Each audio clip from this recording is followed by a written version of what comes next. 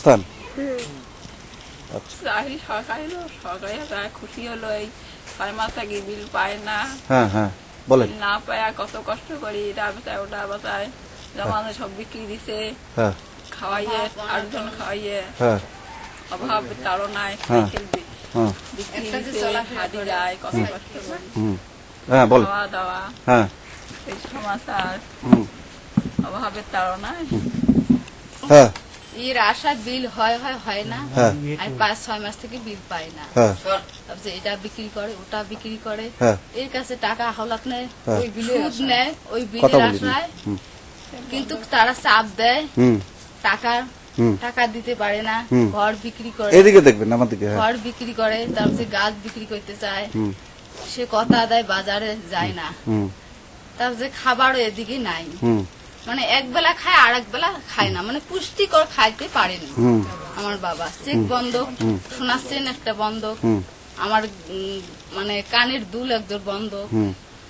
আমার বাবা যে চাকরি করছে সম্বল একটা জায়গা, বলেন। একটা যাতায়াতের সেই সাইকেলটা আমার বাবা বিক্রি করে দিয়ে গেছে।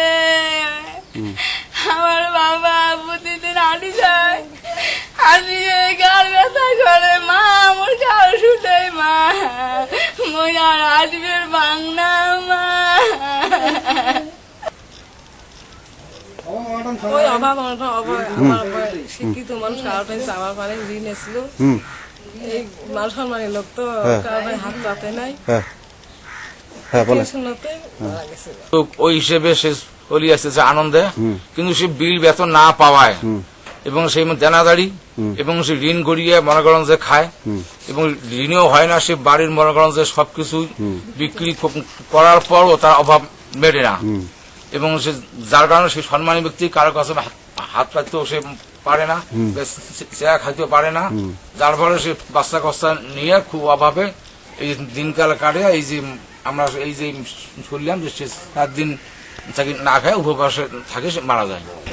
বিভিন্ন চিন্তা টেনশনে সে তার শরীর ভাঙি যায় এবং হঠাৎ সে সকালবেলা, বৃহস্পতিবার সকালবেলা ফজরের সময় পায়খানা গেলে পায়খানাতে আসতে সে উল্টি করে তার প্রেশার বাড়ি যায়, ওই অভাবের চিন্তা, দেনার চিন্তায়, বেতনের চিন্তায় সে অজ্ঞান হয়ে মারা যায়। উনি বিস্মিত ভাবে বলেন যে আমার জীবনের এই প্রথম আমি দেখলাম যে একজন সরকারি কর্মচারী না খেয়ে ইন্তেকাল করেছে।